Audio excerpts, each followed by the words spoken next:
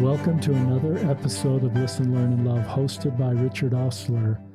Before I introduce my guest in my home, I wanted to do a few housekeeping things. This is the first podcast we're releasing with the new soundboard. I've had the original soundboard for a while, but you have been messaging me that the volume hasn't been very good. So my podcast guy, Tom Garbett, got me a new soundboard, and hopefully this will work. I'll push all the right buttons. But more importantly, you'll be able to hear our guests better. And so that's the first thing. So thanks for hanging in there on prior podcasts as our sound has had some challenges.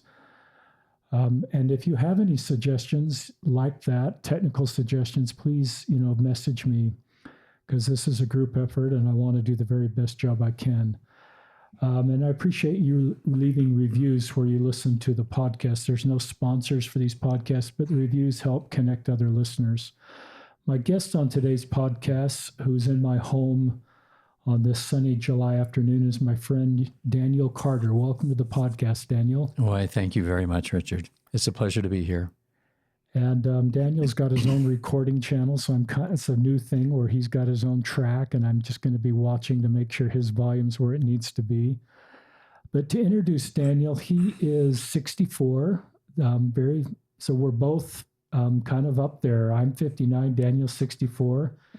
And so two of us sitting behind a mark on a soundboard is stretching at least my skills. But I have an extra level of responsibility because Daniel has an amazing story to tell and has given so much to society and our church that I just want to do this podcast justice. And we said a prayer before we started, and I just pray that Daniel will be able to share the story that he has. No one can tell Daniel's story better, obviously, than Daniel. But Daniel's story is a story that I think will help all of us better come together, the same human family. There's so much divisiveness in our society right now, but the principles that Daniel can share and teach us can help us come together. Daniel is no longer participating in the church. He is married to his husband, Gale, and I'm going to say his last name, Frandsen. Yeah, Frandsen, with a D. With an E, Gale Frandsen. Gale is not with us today. He's with us in the sense he's alive. I don't want to infer that he's gone to the other side, but they are married, got married in 2016. We'll talk about that. Gale has a friend, a relative in my home ward, Michelle Cannon, married to George Cannon. They were the first ones that made me aware of Daniel and Gale and suggested that perhaps they'd be helpful on a podcast. So I'm grateful for Michelle and George in our ward making me aware of Daniel and Gale. Daniel and Gale were married to women prior to being married to each other. They have 6 children, 16 grandchildren. Daniel worked for the LDS Church for 27 years. And I'll let him introduce what he did. But he has done so much good. When I mentioned his name to my wife knows exactly who Daniel is, and many of you do too, for the good work he's done within the LDS Church. Daniel, even though he has left the church and doesn't participate in the church, still has a soft spot for the church. And even though it's been a difficult journey for him and he's felt a lot of anger and pain perhaps, he is not trying to lead others out of the church. He's trying to honor everybody's paths. And so this is a podcast, it's somebody who's left the church in a same-sex marriage, and there may be listeners that say, well, I'm not going to listen to that story. But I'd invite you maybe to continue listening. This is a podcast, really, as I said, to try to draw us together, the same human family, even in differences, and to find common ground, because I think our lovely Heavenly Father likes it when we not only find community within our own group, but find community across different groups that share common goals and want the best for people. Daniel had a suicide attempt in 2005, and we're going to talk about that. And that's really was his path to healing, is what happened then and what happened subsequent to that. So if you are suicidal or trying to help someone that's suicidal, this might be a podcast because of Daniel sharing his story that will help you, because his story is full of hope. It's full of self-healing. It's full of self-love, and it's full of coming to peace with his life experience and who he is. Anything I've said so far, Daniel, as far as your bio that you want to correct? No, you've done a wonderful job. And Daniel and I both served missions in England. I was up in Manchester. I got there in 1979, and Daniel finished in 1978. 77. 77. So we're not too far from each other. Not too far apart in that experience. Daniel was on Jill Hazard Rhodes' podcast. Jill does a great job. That's called Human Stories, I believe. And so you could hear more of Daniel's story on Jill's podcast. And this is just another chance for Daniel to tell his story. Let's talk first about what you did for the church. Introduce, you are the church sheet publisher.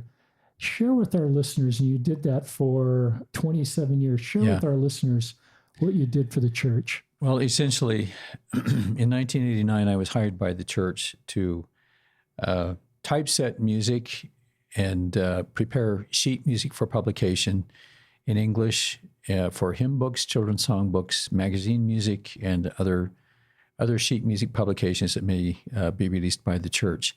It also included a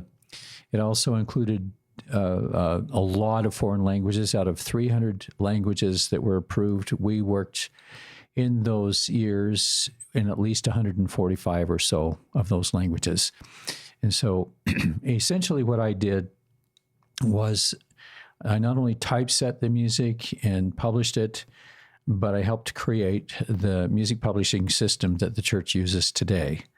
And I had a lot of brilliant people helping me to forge that ground as well. And I worked with translators all over the world, and they would do the translations for the music. We would receive them, and then we would type the words into the music, set up the templates, and begin publishing the music in their languages. And I think that by the time I retired, I did a quick estimate about the time I retired in 2016, and I estimated that I published over 100,000 pages of music in 145 languages, right around there. It could be as many as 150,000 pages, but I don't think anyone is going to go back and do the, page by page count. It was based on this many hymn books, that many children's song books, and this much magazine music over the course of 27 years. And if you estimate that, it turns out to be 100,000 plus pages. It's really cool. So it was a good career. It really was. Career. And I just wonder how many hundreds of thousands of lives are better off because of the work you did. Music seems to be this thing, God's gift to the planet, that brings us together more than divides us and helps us feel his love. Any thoughts on that? Yes. Well, the one thing in the darkest days of my life, I had my job. And although I was at odds with church policy and doctrine on certain issues, I took great comfort, and I took my job very seriously because I was one of the few who got to fill the world with good music every day that I went to work, every day. And I did not take that lightly.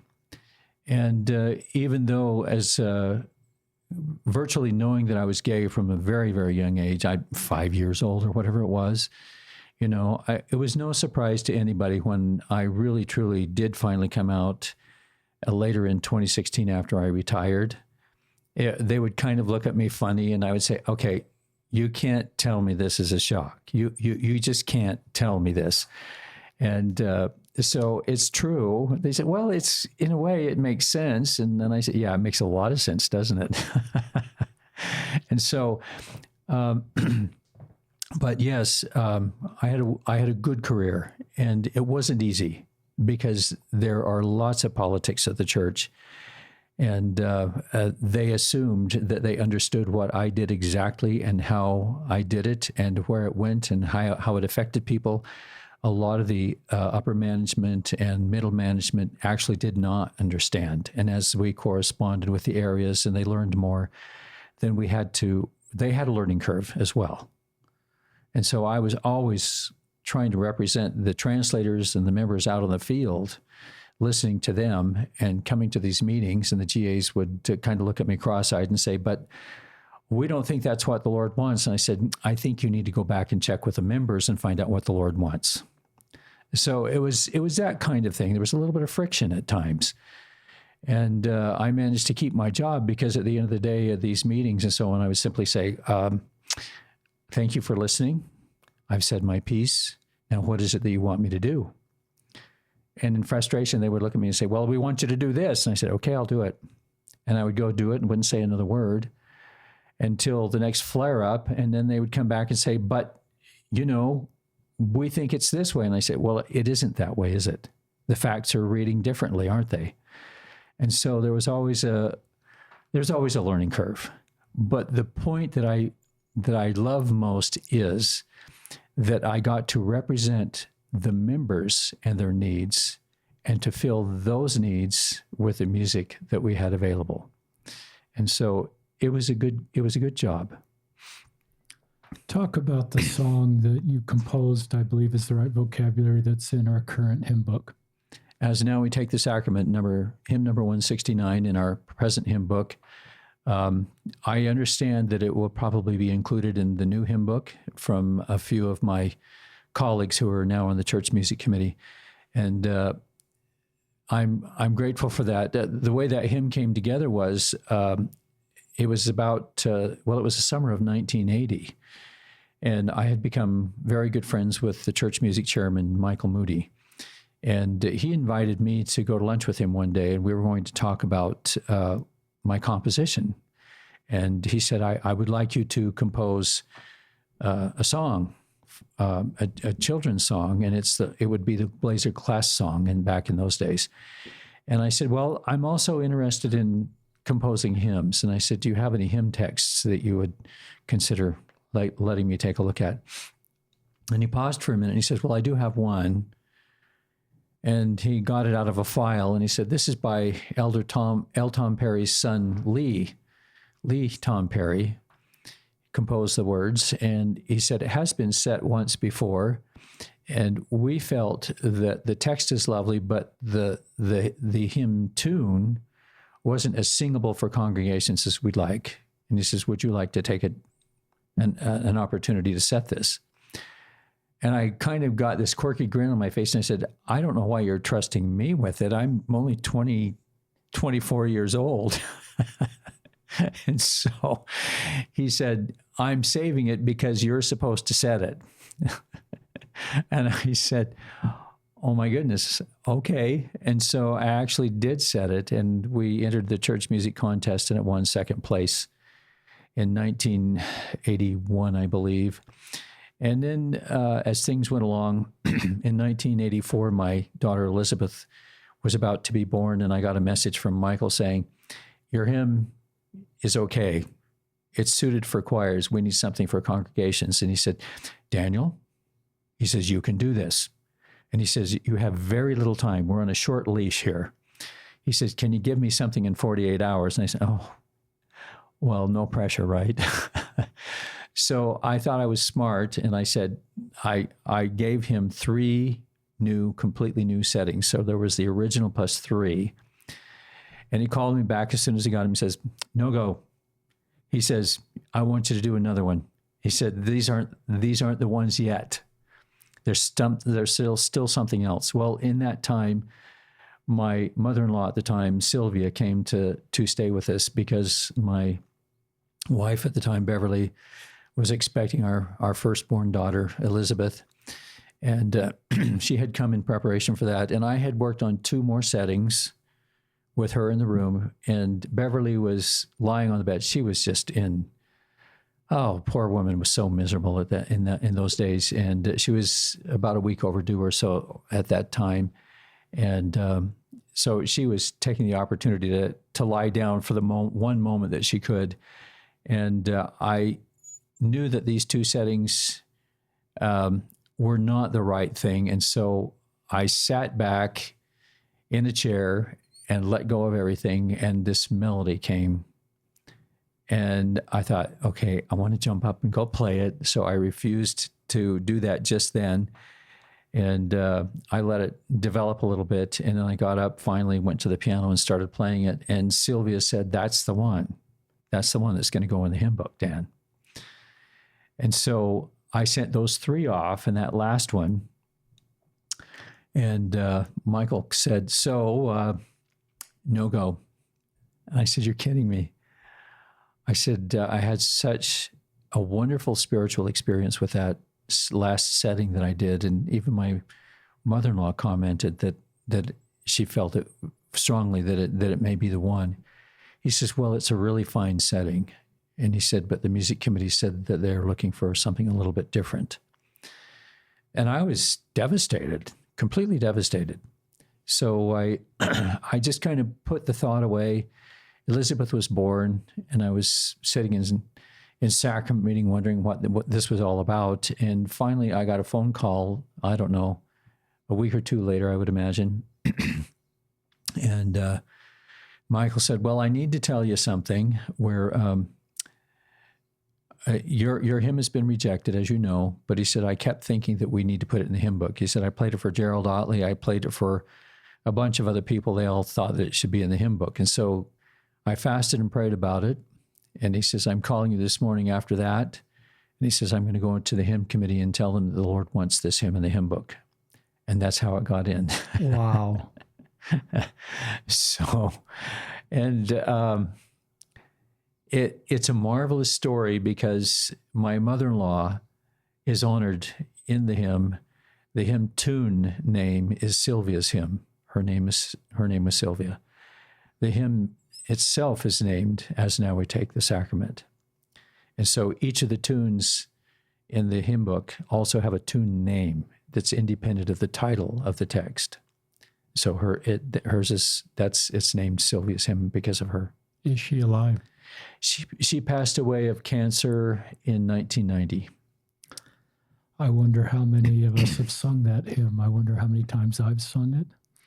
Sacrament hymns are my favorite hymn, as my wife knows, and has become more aware with COVID when it's just the 2 of us singing the sacrament hymn. I'm a terrible singer, and I can hear myself more. I'm not drowned out by the congregation, but that's one of our favorite songs. Oh, that's that's sweet to know. For our listeners, I also want to say that some of the stories of some of the things I've composed are written down at a place called hubpages.com, hubpages.com. And if you type in Google Daniel Carter at Hub Pages, I'll come up and you can find the stories to the hymn, to Come Unto Him, to Shine For Me Again, Star of Bethlehem, and some of the other favorites. And tell us the name of the 2 songs that are in the children's hymn book or song book that you composed. The first one was A Young Man Prepared. And that was that lunch meeting that I had with Michael the summer of 1980 was actually a result that resulted in that song. That was the first thing that he wanted me to do. The hymn actually came later. And so I composed this piece, and he said, you have quite a task to figure out how to do this, because he said, I don't know how you're going to get 11-year-old boys to want to sing. And at that point in time, in 1980, Superman was the big theme. It was the big movie theme. So I've gotten responses over the decades. He says, why does that sound so much like the Superman thing? And I said, well, that was actually on purpose. And I said, I hope I didn't completely obliterate or pirate anything by doing that. It's kind of an imitation, but it is not completely literal like Superman. And but I said I had to figure out how to get 11-year-old boys to sing. And so as I became primary chorister after the children's songbook was published, I was in a variety of callings. I was the stake music chairman. I was on the high council. I was in the bishopric. I was choir director since I was 16. I mean, I finally retired as a choir director, I think, in 2015. And that's because of some hearing loss. But as I was the primary chorister and pianist at 2 different times, the 11-year-old boys in the back would be making a ruckus. And so I go grab 2 of them by the scruff of the collar or the neck and put them up next to me on the piano. and tell them, if you don't behave, you're going to stand up next to her and you're going to learn how to direct music. And of course, that happened instantly. I love that. And so what I did was I said, I think they need to sing the Blazer class song. What about you, sister so-and-so? And the primary president would say, yes, stand up, boys, you're singing now. So they learned how to sing my song. I love that. On behalf of all of our listeners, thank you for your contributions to the church. And I've always thought when someone steps away from the church, I don't think this will ever happen, we should have an event to thank them for all their service in the church. I don't know, but I read a blog post once, that when someone chooses to step away, as part of maybe decreasing tension, is that we thank them for all the service they've given.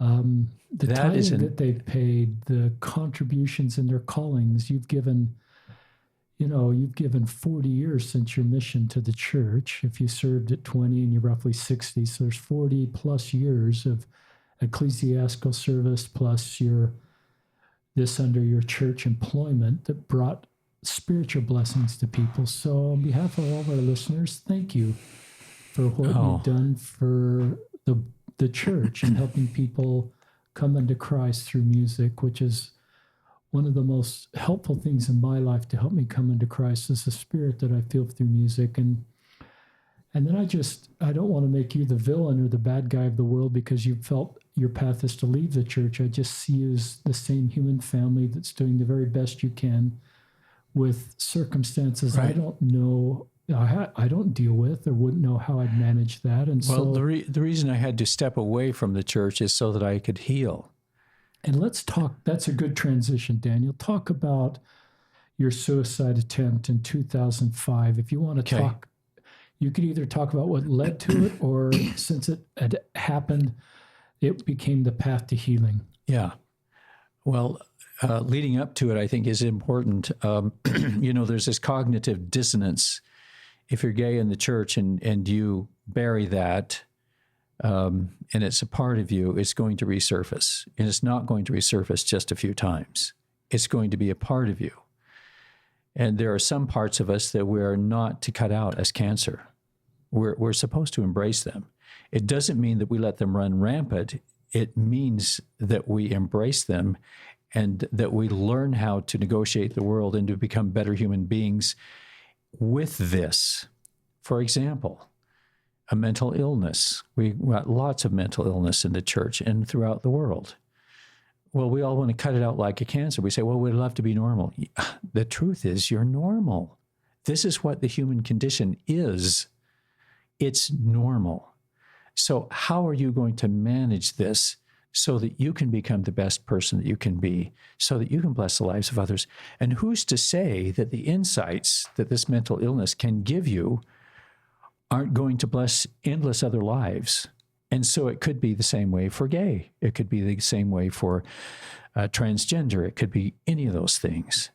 Who's to say that this condition that you have, or this propensity, or whatever, this genetic thing that you have, who's to say it's not a blessing? That's the fault that we put into it. We're not looking at it right.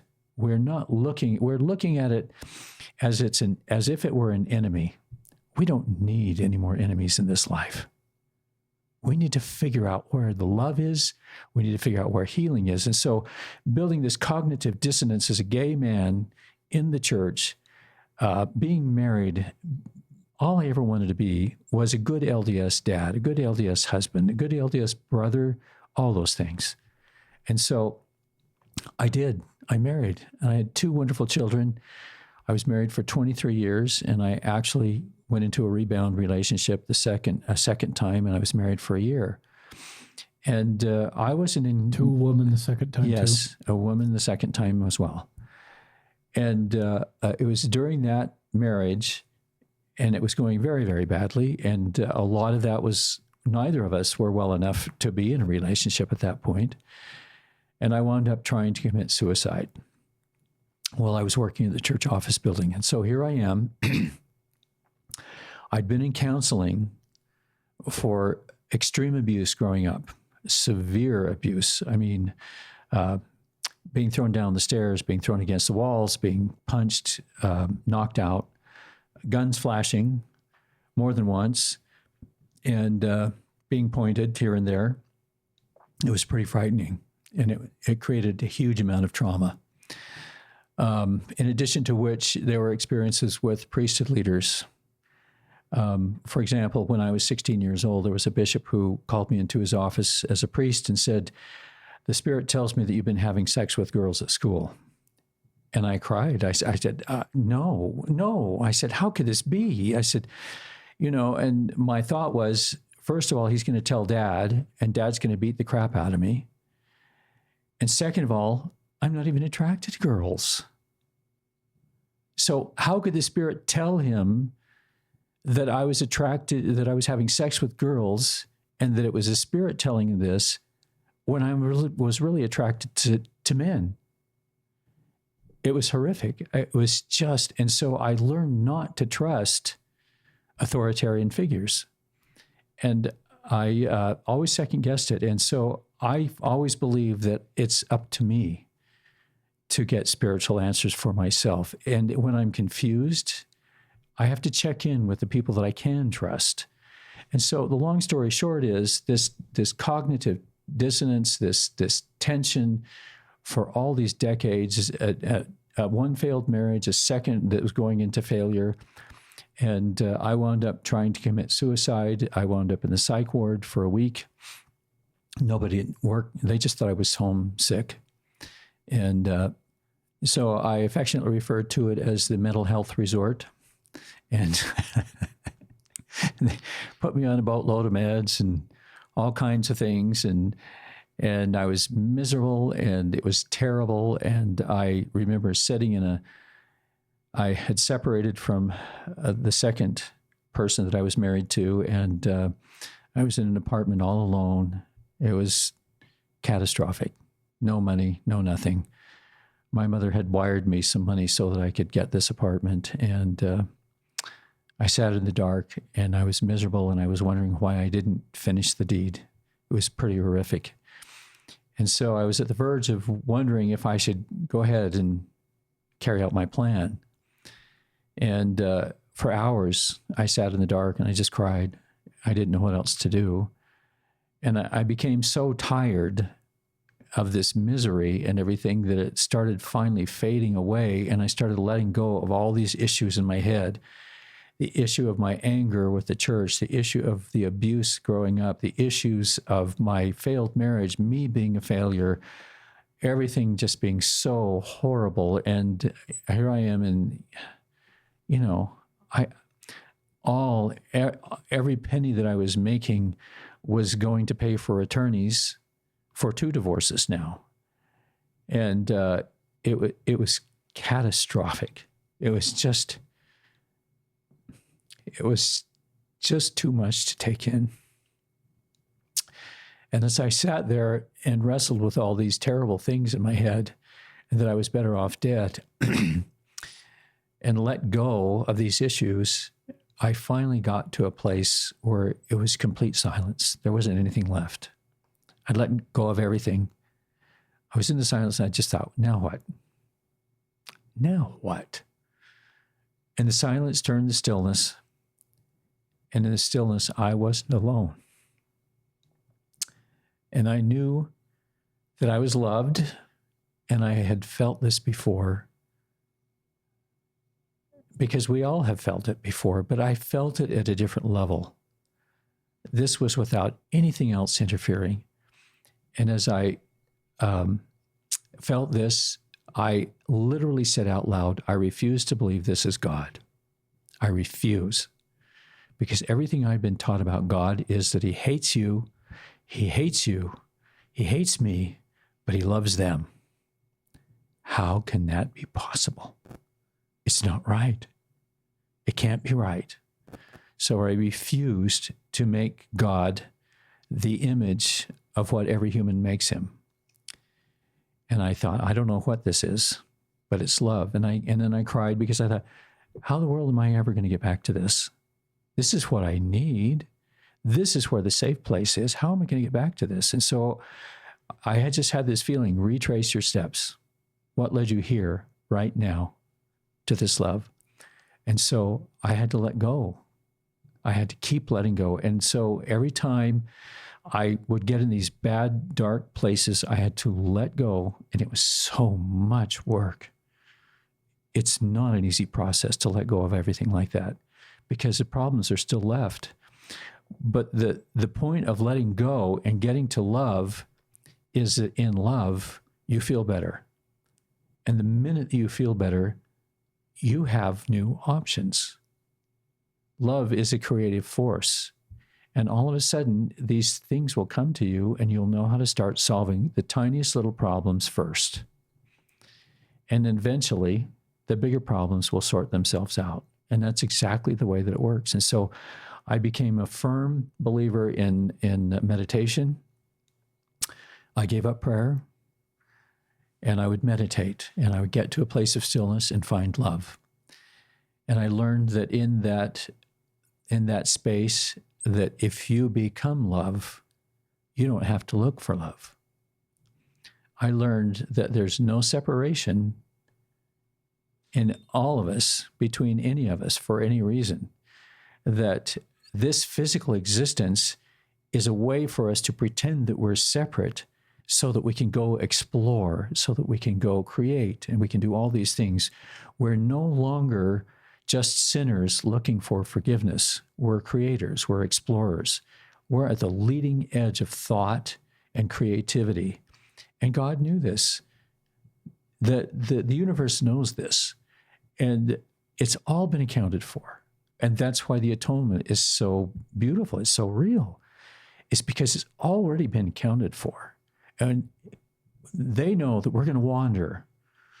These people, these beings, these beautiful gods, and we believe in a plurality of gods in the Mormon religion even. So this plurality exists, and they're beautiful, and they understand us, and they know we're going to wander. But it's up to us to reconnect. And the way you do that is you get back to the stillness and connect with yourself. And once you connect with yourself, God is there. It's only your illusion that God ever left you. The only reason that you feel that God left you is because you're not receptive to that vibration of love. But when you reach that vibration of love again, God is always present, always. And so in these moments after this suicide attempt, I decided this is my route. This is my journey. This is my path. I need to become love, and I need to become healing. And in so doing, I liberate everybody else around me to feel safe, to feel love, and to heal for themselves. And that is what I'm absolutely committed to. There aren't a whole lot of other commitments that I make in my life. As far as my involvement in the church, I did remove myself from the church, but the church never came after me for being gay. Well, for one thing, they said they couldn't find me, but I've been in plain sight because I've been in touch with a lot of them since I retired anyway. I kind of feel like a little bit of a missionary. They'll come and they'll say, through friend, they'll say, what does Dan think about this? Or what does Dan think about that? Okay, and so we'll go to lunch and I'll spill all the information and I'll say, for you, it's free. For them, officially, they need to do a consultancy fee. But the truth is, I love them. They're good people. I actually miss a lot of them. And I will always think very kindly and dearly of them. And I don't feel that I have to be directly involved in the church to be the kind of missionary, if you will, to be able to have reasonable conversations about why did we develop this publishing plan and why did we make these global church music policies in the day, and what effect does that have now? And so for them to need clarification once in a while on church music history and policy and so on, I actually find it very comforting and a great honor. And it's not that I want to be a part of the church, it's that it's my culture, it's my heritage. And even if the church excommunicates me, I'm forever going to be known as the Mormon composer.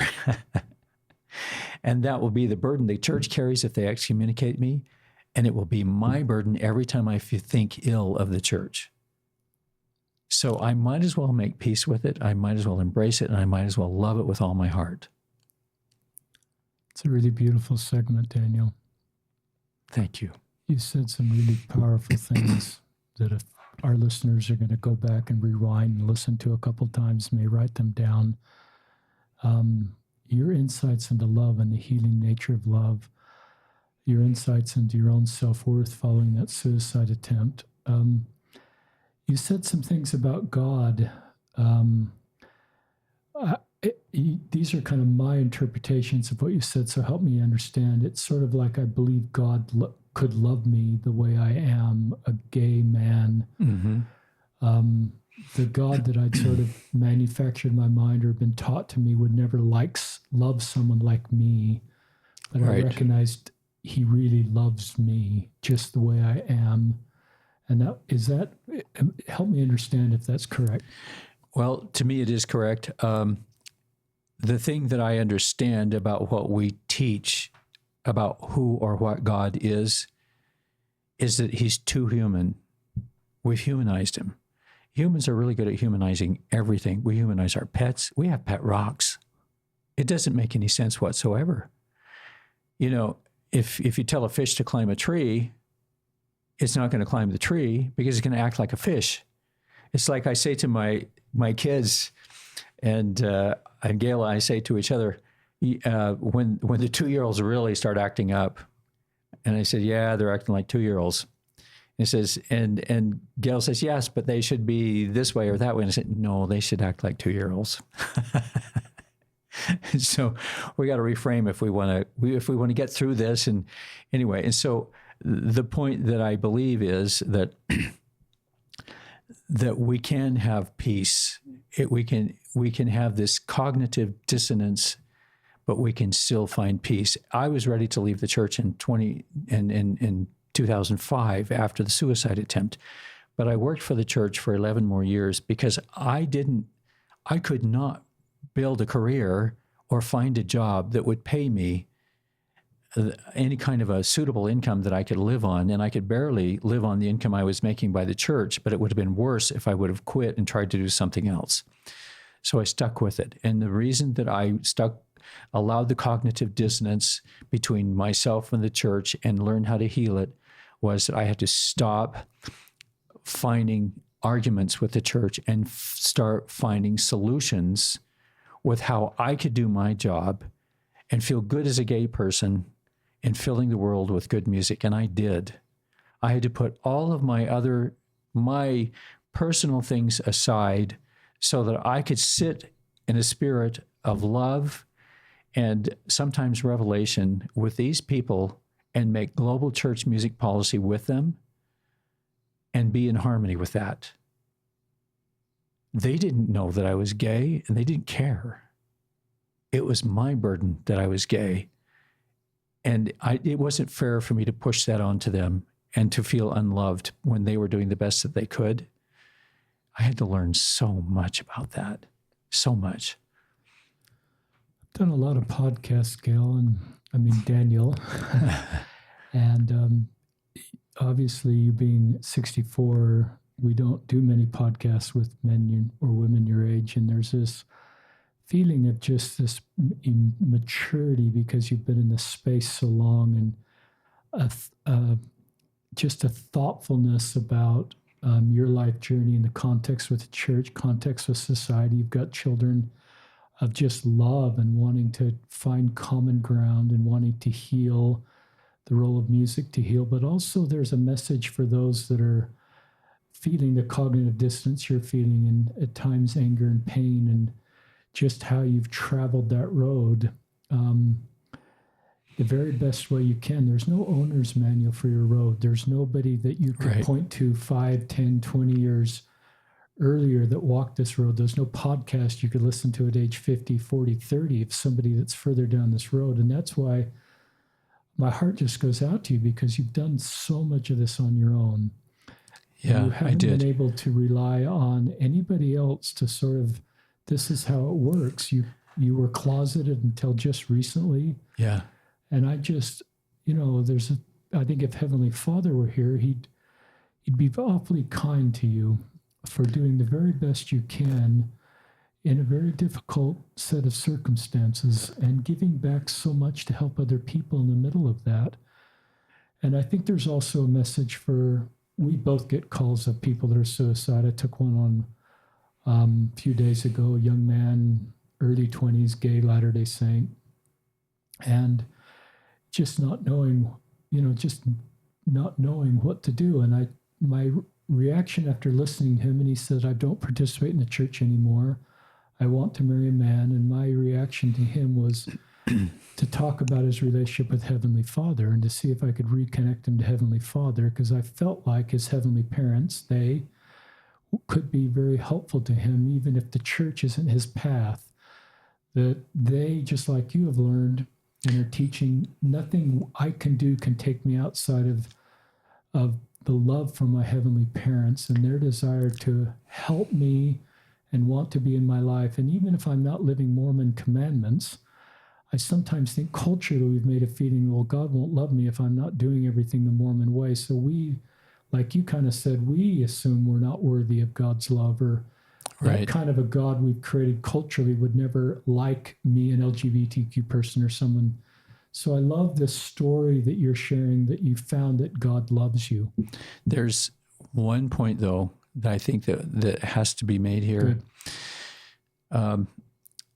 Turning a person back who is in doubt of heaven and God and the church is not pointing them back to the God that they thought they believed in. That's really critical. It doesn't work. They don't know how to trust that God. What we have to do is we have to learn how to connect with ourselves first. It's a point of discovery. Which is what you did after your suicide attempt. That's what that whole night of misery was about, is figuring out how to connect with me. I hated myself. I hated my thoughts. My thoughts were unsafe. They were violent. They were catastrophic thoughts. So when you can drop all of those away, and when you get to the stillness, and when the only thing that you know is love in the stillness, it doesn't matter where it comes from. It doesn't matter that it came from God. It doesn't matter if it came from your deceased grandmother or grandfather or whoever's shepherding you, or your guardian angels. It doesn't matter. You're in a space of love, and that space of love has to be discovery about yourself. If you can discover who you are in that space of love, you'll discover who your higher power is in an instant. Because I threw God away. I could not accept God again. And you can see how emotional I get over this, because it was so deep. It was a dark space that I couldn't navigate. But because love was consistent, I was able to renegotiate that identity that I had for God. And now I call them beloved. What came to me in my meditations, it says, well, I have to call you something. What am I going to call you? There was nothing. There was just this wonderful stillness. And all of a sudden I said, you're beloved. You are beloved. So, and when I talk to my family and friends, I refer to God, but for me, it's beloved. And so for this young man, you did the right thing, trying to point him back to his heavenly parents. But the point here is, it doesn't do any good to point them back to God when they're afraid of God to begin with. We have to find ourselves first, and then we find our connection in the universe. And for the record, I had lots and lots of counseling for just the catastrophic abuse in my life growing up. And then there was the religious abuse. And I had a long talk with my mother here just recently, and I said, Mom, the abuse that I had at Dad's hands wasn't just Dad, it was religious abuse. It was all religious abuse.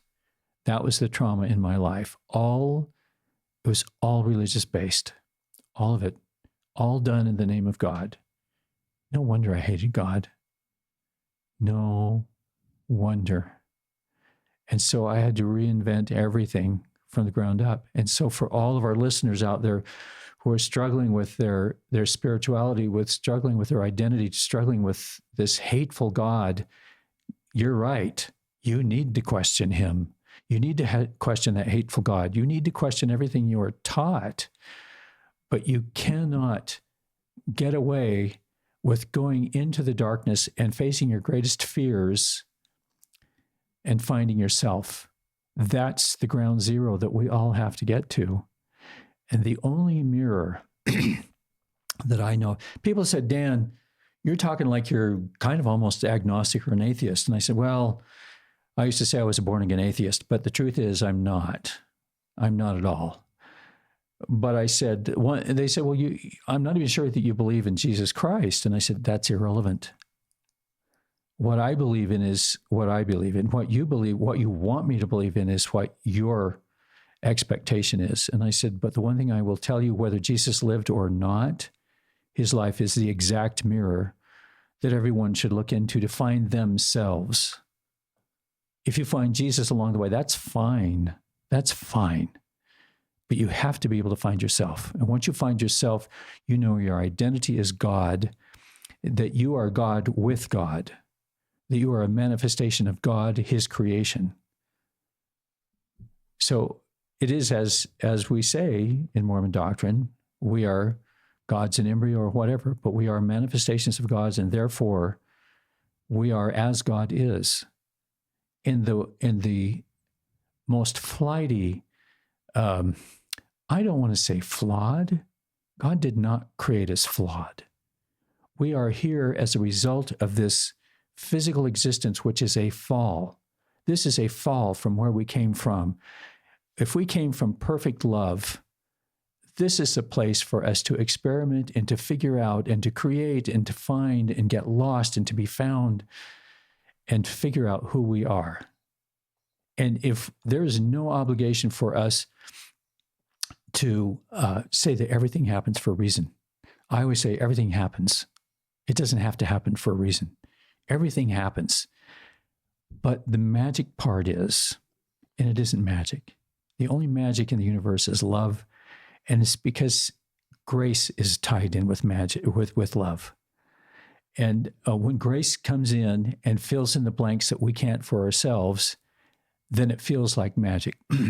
So here we are in this existence, and we're covered by grace, and we can drown in love, but we can't do much until we get back to love. We can wander, we can get lost, we can practically destroy ourselves and other people. But the element that we miss is love. That's the thing that will prevent us from actually destroying the earth and each other. It's a really beautiful segment. I'm learning a lot. And I think our listeners are feeling the same way. I think one of the takeaways of that segment is the importance of loving ourselves.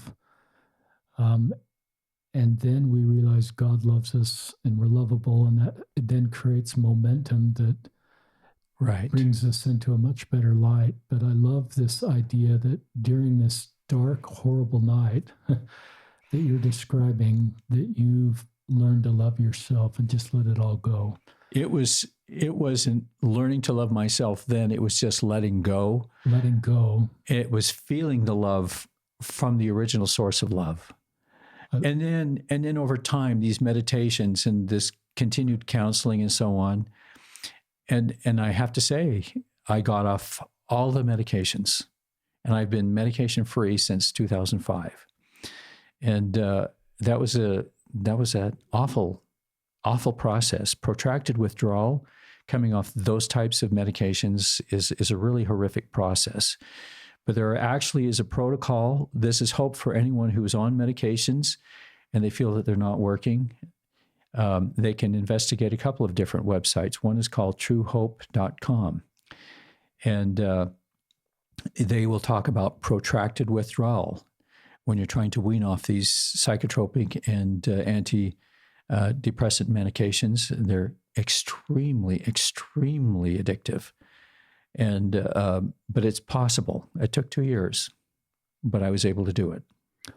That segment is going to help a lot of people. I hope you continue to talk about your story because, yeah, it obviously can help LGBTQ people, but there's people that are straight or cis that are going to be very much helped by the things you're teaching, because I just recognize more than I realize are in that same, right, whatever the right vocabulary is, that same spot you were in for different reasons, and need some of the things that you're teaching that can bring them hope that things can get better. So thank you for that segment. You're welcome. It's very powerful.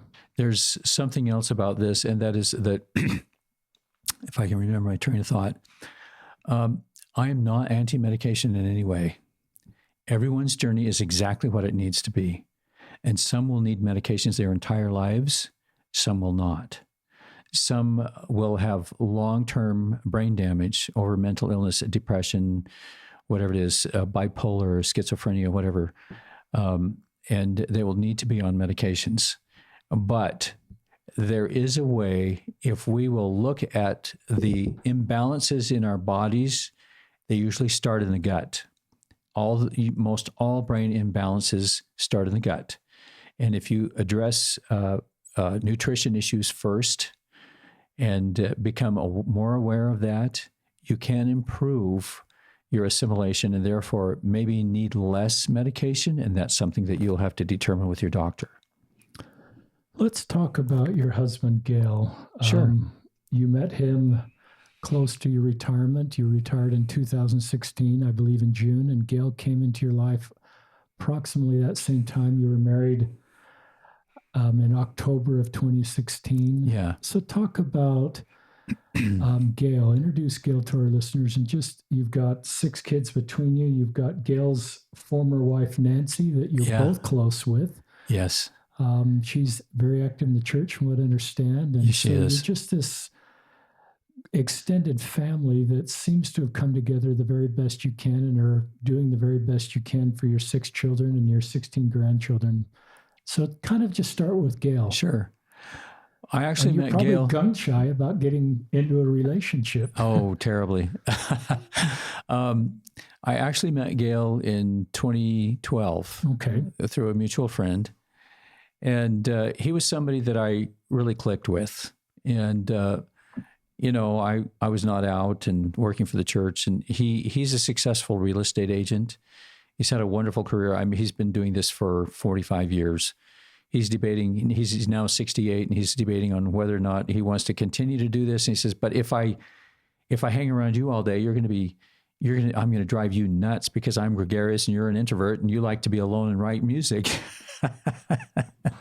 That's funny. And so, in 2015, after a couple of false starts of just hanging out and so on, in 2015, I sent him an email and just said, you're somebody I really think is great. And I don't know much about you, except you're somebody I want to get to know. And I said, you want to go to lunch? And after a bit, he emailed me back and we went to lunch and we both kind of had stars in our eyes and we just started hanging out. And it wasn't too much longer after that. It was in 2016 and we finally got together. And I retired, and then there was this. I was like, I cannot be in a relationship. I just can't. I said, with all due respect, I've been through too many, and this is just too much for me. I said, I'm a complete failure at relationships. And he said, yeah, I know. I've heard you. I heard your voice. I know what you're saying. And he says, but what do you want? And I said, I want you in my life. He says, okay, then stop worrying about a relationship. Just look at it as you want me in your life. And so we went along and it was, I don't know, 6 months or so. into it. I was kind of quiet one evening, and he said, "What's up?" And I said, "I'm fine. I'm fine." He goes, "Well, okay." And about 10, 15 minutes later, I went back to him and I said, I know what's up. And he said, "What?" And I said, "I'm waiting for the other shoe to drop." I said, "I've never been in a relationship where the other shoe hasn't dropped." And I said, "And I'm afraid. I'm afraid of that." It's honest. So he put his arms around me. He says, "There's no shoe." And he said, "This is all there is. What you hear now, what you see now, this is all there is." And he says, "Can you trust that?" And I said, "I'm going to do everything in my power to." And we went along. And before too much longer, he said, "So if we got married," I went, "Wait, what?" And I was quietly freaking out. And he said, "Well, is that okay? I mean, is that a subject we can talk about?" And I said, "Yeah, but I'm really afraid of relationships." And he goes, "Oh, so you're not in one?" And I go, "I'm in happy denial, aren't I?" And he said, "Well, if it's happy, then I'm relieved." And so one thing led to another, and we fleshed out the conversation a bit further. And finally I said, "So you asked me," he said, "if we get married." And I said, "I think that's the wrong question." And he goes, "Well, what's the question?" And I said, "The question is, would you really marry me? Would you really?" And he wrapped his arms around me and he says, "There isn't a thing about you that I wouldn't love, that I wouldn't want to love." And he said, "Of course." I said, "Are we going to get married?" And he says, "I think that's kind of dependent on you." And I said, "Okay." I said, "I think I can get married." And so I let it rest. We talked about it every day. We announced it to the kids and they were like, "Holy Toledo, what's going on here? You know, oh my goodness." And they were all a little bit ambushed, I think. And, but the thing that made it work was that Gale's daughter, Mindy, is a world-class musician. She is a voice coach to the stars. And I do mean that sincerely. She voice coaches Justin Timberlake. She's done everybody in the business. I mean, literally, she's doing the Lumineers. She's doing, oh gosh. And so she goes on tour with these people and she's texting and she's sending pictures from backstage with sometimes the celebrities and stuff. And she always says, "If you post these, I will murder you. This is a breach of confidence. Do not post these." So we have the little video of Justin Timberlake singing "Happy Birthday" to Mindy when she turned 40 and things like that. So Mindy and I became very close. She apparently has been singing some of my music off and on since she was a teenager. And one of those pieces is "Shine for Me Again, Star of Bethlehem." And so Mindy became a cheerleader with Gale for me being in the family. And their mother, Nancy, Gale's former wife, met me. And the first words out of her mouth were, "I've been singing your music for 30 years. I said, "Are you serious?" And she goes, "Yes." And she said, "It's wonderful." And that from that moment on, Nancy has been nothing but good and loving and kind and inclusive to me. And she is my family. She is truly a member of my family. And we are allies, and I love her so, so much. She is the reason why that Gale and I have a good marriage and a good relationship with all the children and feel very, very fortunate. My daughter and her family, they love Gale. My son and his family love Gale. And, you know, and we all have varying levels of how we interact and how frequently and everything. And I don't get to see some of them as often as I get to see others. My son, for example, he's a busy real estate agent. He has 2 autistic sons. and they're savants. They're the off the charts chatty type that really are amazing kids.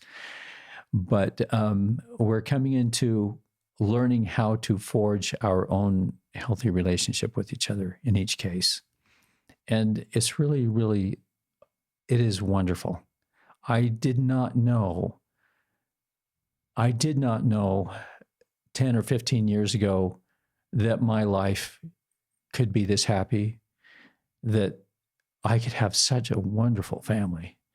I had no idea that I would be able to flourish as a composer. And here I now have a 50% hearing loss, hearing aids and the whole bit.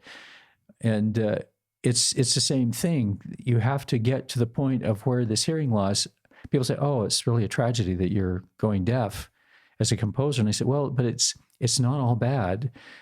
What do I want to hear? What do I need to focus on and hear?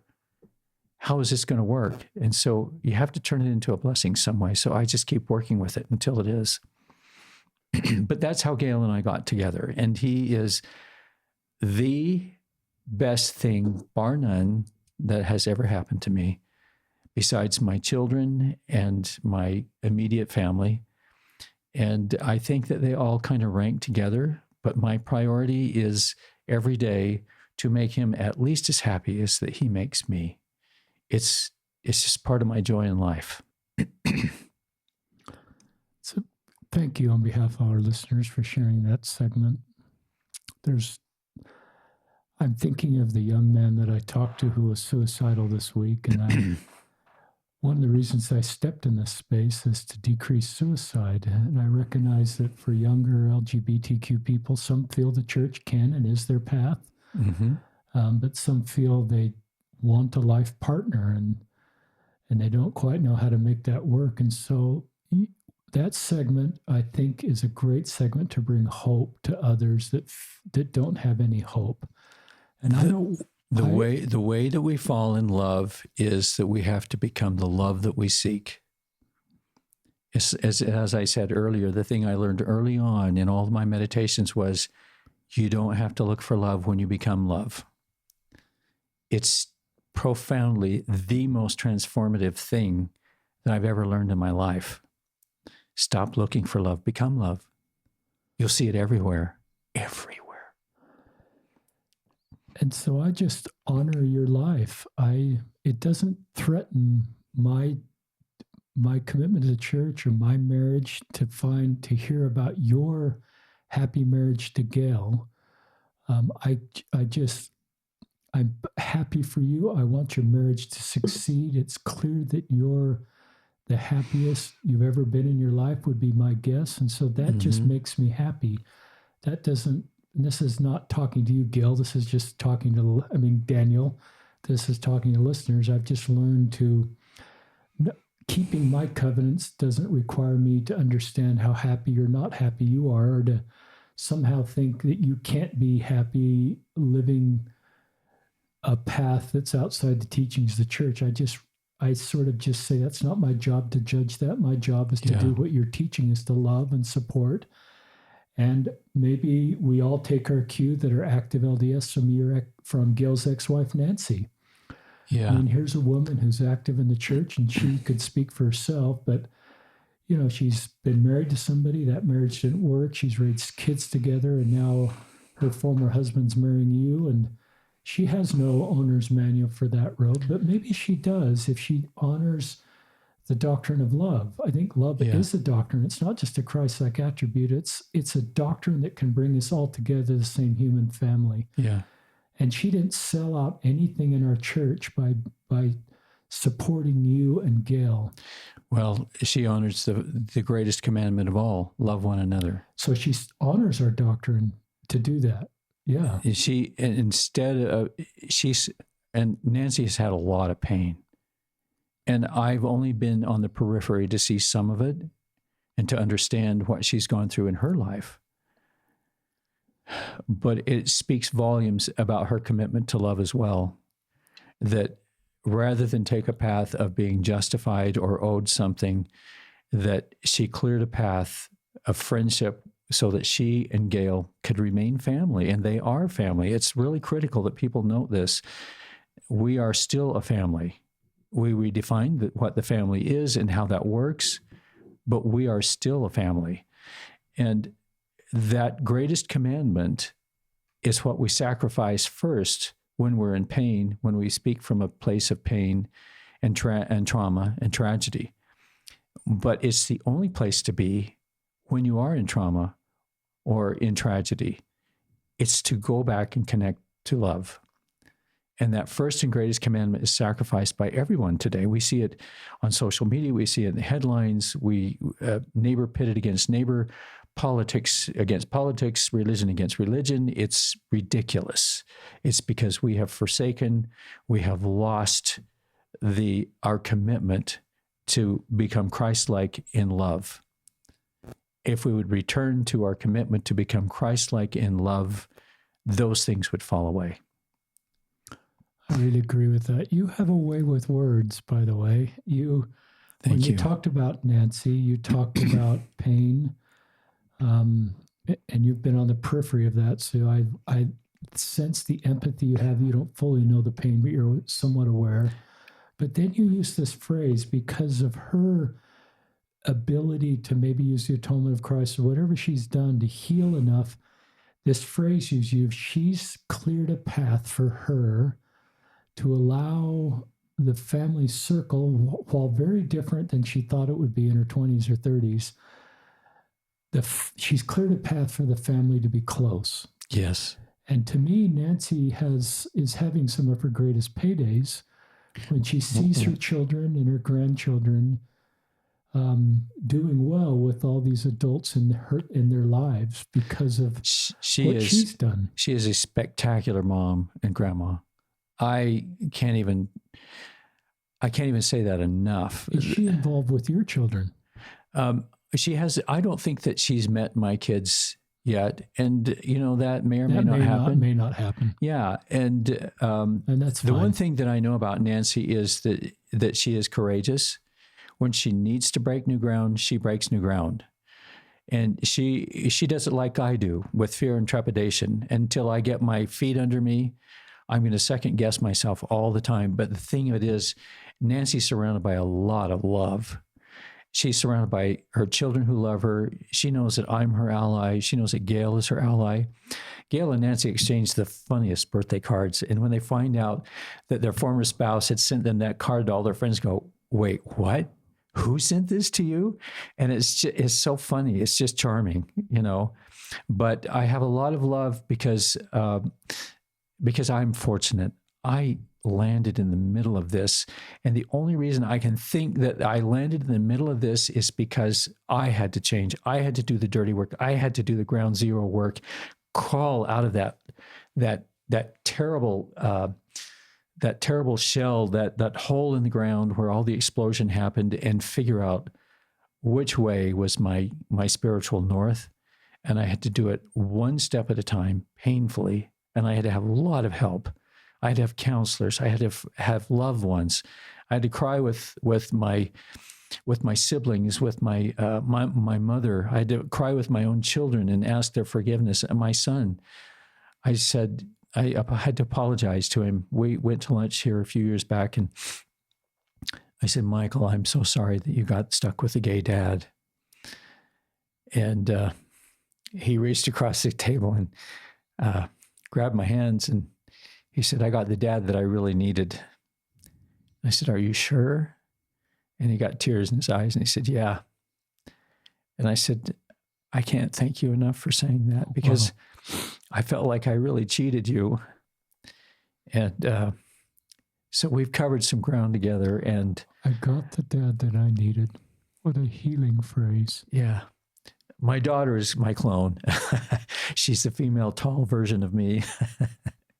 And we think a lot alike, and we're close, but we had to do some healing too. And with the rest of Nancy and Gale's girls, they are so good to me. I mean, I know that I had to figure out my own transformation back and embrace love in order to get this family that I have now. If I wouldn't have done that, these people would be long gone. They would never have shown up. But because I did the work, because I stuck with it, and it was day after day, grueling, I had to check my thoughts, I had to check my attitude. I had to get rid of my anger and go to these meetings and sit with people in the church office building to make these decisions together in a spirit of unity rather than a spirit of division. And it's love. It's just love. And I know I've said that 1,000 times in this podcast, but if it's not love, why are we doing it? Why? There's no purpose or point in doing it if it's not love.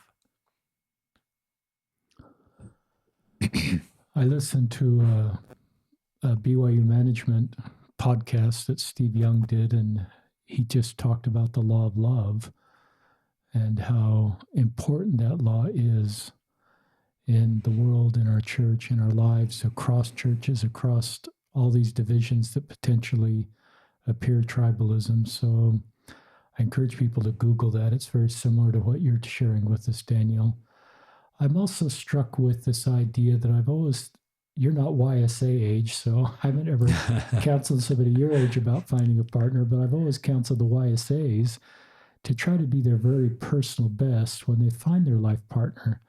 That doesn't mean they shouldn't date, until all their problems are solved and they've got all their education done. And even if they're working through whatever, that they should isolate themselves and sort of perfect themselves. But I do like where Gale came into your life at a time when you were maybe your personal best. And even though Gale's relationship healed you because he loved you, I love that conversation where you said the other shoe's going to drop and he just wrapped his arms around you. Yeah. And that must have been so healing for you. And just knowing the loyalty that Gale has for you and the commitment is obviously furthering your path of healing. But I love the work you did to get to that point. And that's kind of my message sometimes to younger people, straight or LGBTQ, is especially if you're LGBTQ, often you're so vulnerable and you're needing a connection and you're not your personal best. And I'd be careful about a relationship.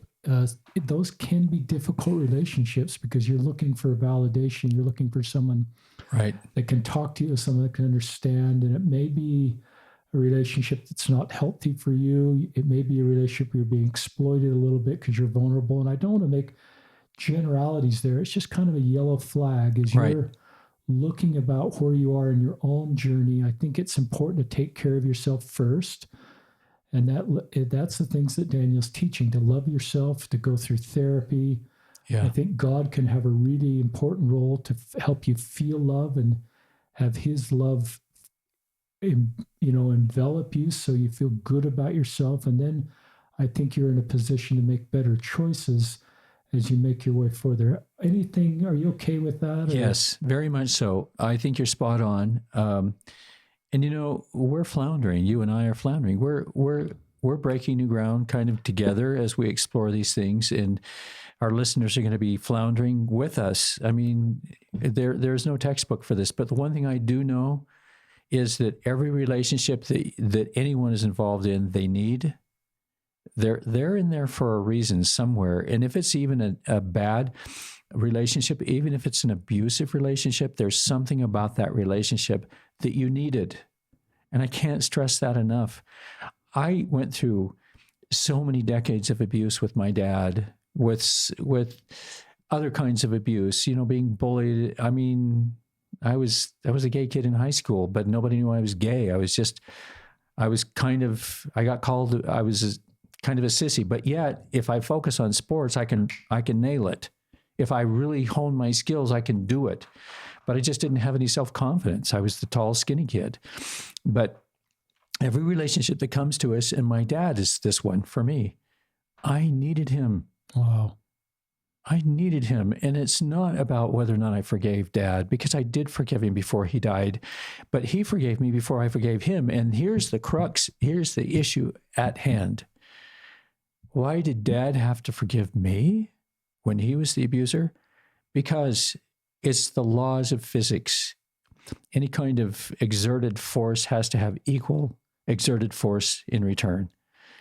If he's going to abuse me that severely, I had to defend myself to survive. I was an abuser too. And when I got to that day in counseling, that was my day of atonement. I cried for months that I was an abuser too. And I had to face it.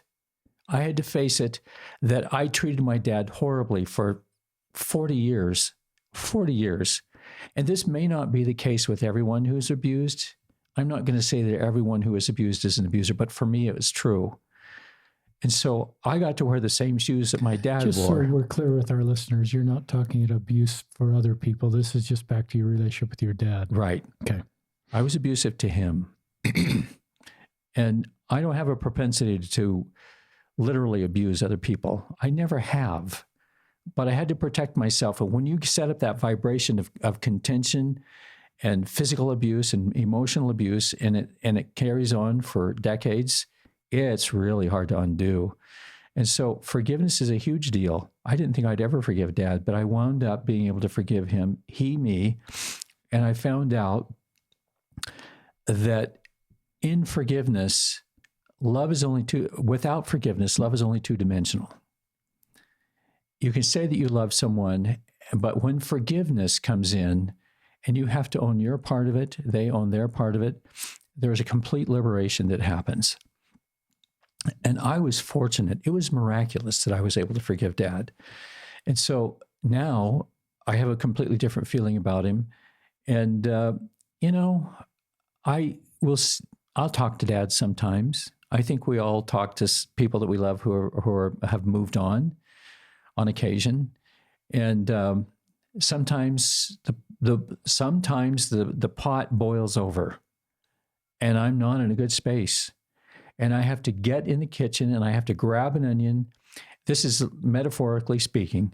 I grab the onion, I start peeling the onion. I cry and I cry and I cry, and I finally get the onion put into the boiling kettle of soup. And then I have to drink the soup because it's healing.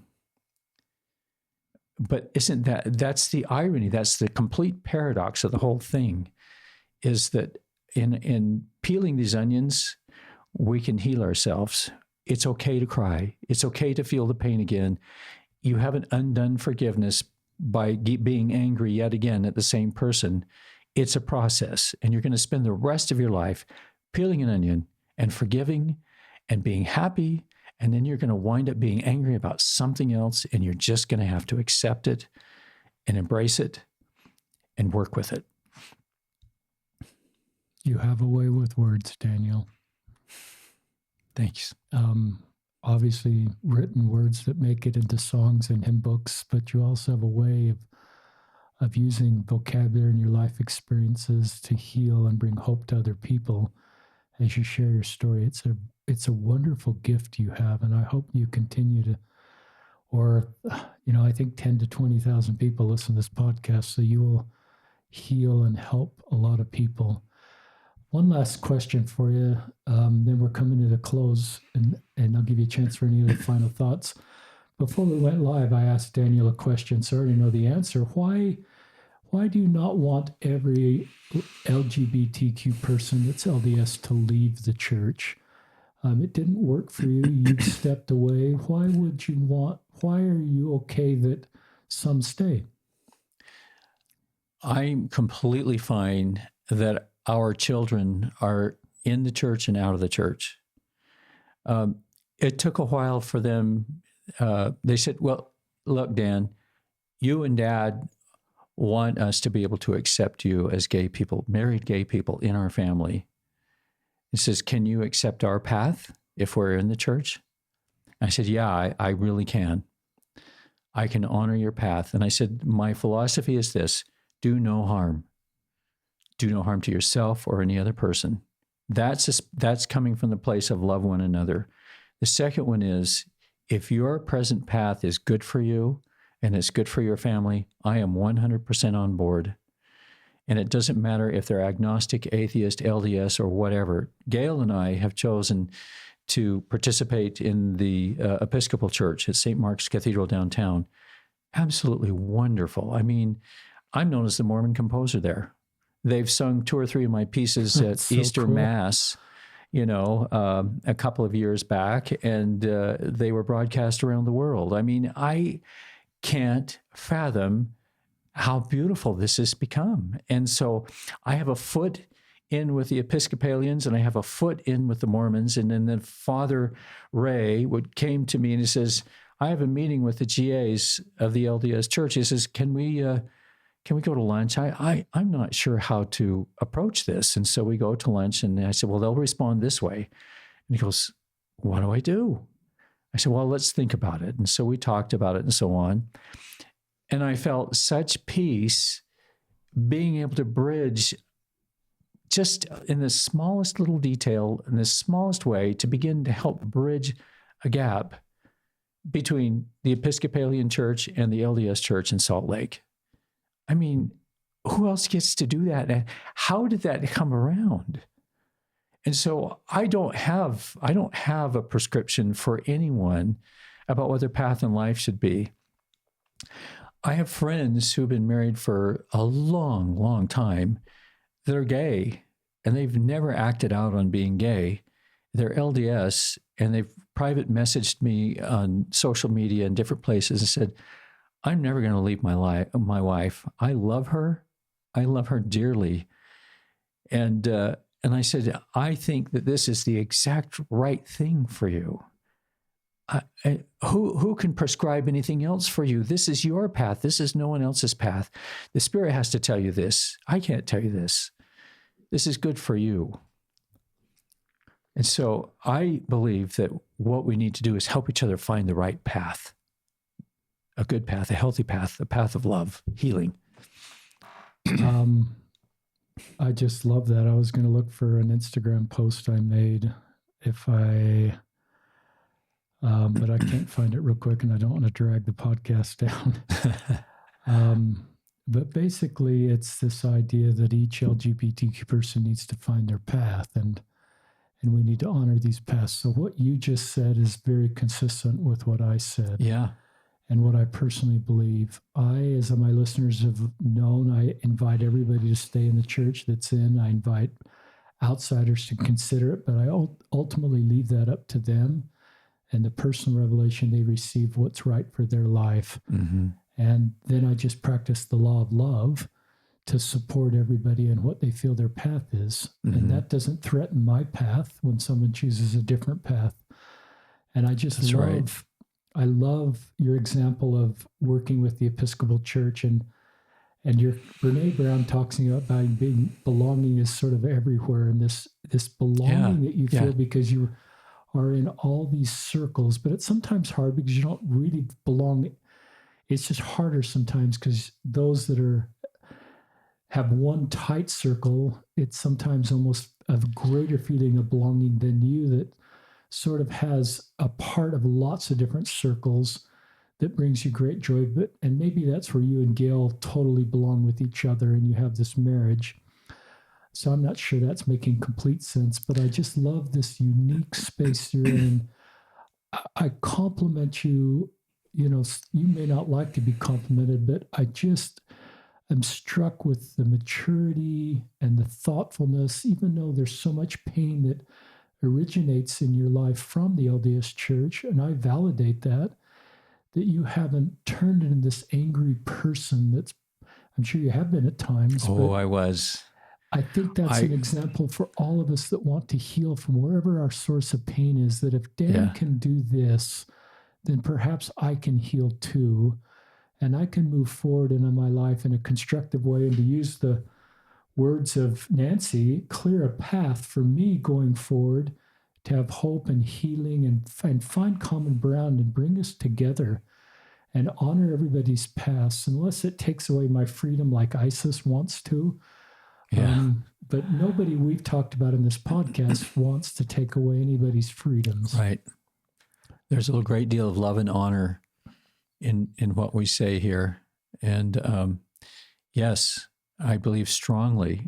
I believe that I'm a better missionary in the world for not just my LGBTQ plus brothers and sisters and cisgender beings. I feel like that I'm a better person, that I have a message. I'm just barely scratching the surface of being able to know what I should do next. I mean, in my meditations, this hearing loss was perplexing me, and I spent a year in depression over it and things like Sure. that. And finally, I woke up one morning and it came to me. It says, "Who are you to say that you are just going to be a composer with perfect hearing all of your life and have these skills till the day you died? How ridiculous is that? Is there no accounting for age and regression of ability? And what are these other things that you keep saying that you want to do? When were you going to get to those?" And so I feel like that I may not be the church's representative, but I am a representative of love and healing. And I think the church is with me in embracing that. The church sees the problem. The church doesn't want the problem to continue. I'm in a better place to speak to it more honestly and openly by not being so associated with the church. And I'm more available to understand other people's views and points by associating with my Episcopalian brothers and sisters. And they are so wonderful. They're just the most remarkable people, you know. And I just feel really fortunate. Any final thoughts you'd like to share with our listeners, Daniel? If there's one thing that will help anybody to feel better about themselves, it's this understanding of how vibration works. And that is that if you are in suicidal thought, the only way to get to joy and happiness is by climbing the steps of vibration to get to joy and happiness. There is no leap from suicidal thought to joy. None. You have to reach for the next thought that brings you happiness, that will bring you relief. It doesn't matter what it is. You just reach for another thought that's going to put you in a little bit better vibration than you were there. And that's how you finally get to joy and happiness. And it's been 20 years since I left my first wife and went through this incredible chasm of vitriol, darkness, hate, bigotry, you name it. But I needed it all for some reason, or else I wouldn't have experienced it. But that's my take. Everything happens. Nothing happens for a reason until we connect the dots with love. And when we connect the dots with love, there's healing, there's acceptance, there's love. There's an entirely different universe.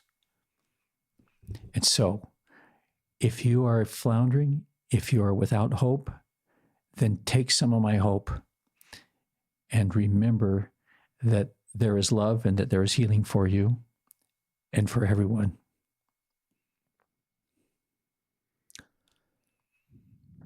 Thank you. Thank you. You sure have an ability to heal people with your words and your music and your example. And I think it's one of your life missions. And I did find my little Instagram post, so I don't want to detract from what you've just said, because it's not nearly as good as what you just said. But it's, please don't take one LDS LGBTQ person's story and making it the right path for other LGBTQ people. Each LDS LGBTQ person needs to get personal revelation from heavenly parents for their path. Let's love our LGBTQ friends because they deserve to be loved, not because they choose a particular path. That's beautiful. And that's what you're teaching us. And that's what, beautiful. Sort of some of my personal revelation of meditation, prayer, to sort of understand the best way I can minister and serve in this space. And another thought came to my mind is, it came to my mind when I was driving with my wife and a couple kids in a car in Hawaii, and that we were listening to music, and I thought to myself, Heavenly Father could have created this earth without music. I mean, that's a terrible thought, but it is possible. It wouldn't affect our buildings or our economy, maybe to some extent, because people make money off the music, but I just think he knew Earth life would be pretty hard. Yeah. And he knew we needed... that was one of the things we needed in our bucket to give us hope and healing. And he has blessed me with no talent to sing or compose or anything, but he's blessed me with the ability to be healed through music. I feel music deeply. I walk every morning to music. It's a big part of my life to help me feel hope and healing and connection with the divine. So it's just the way I'm wired. And so thank you for what, you've done with music, Well, thank you. and any other musicians that are listening that help in any way to bring music to others.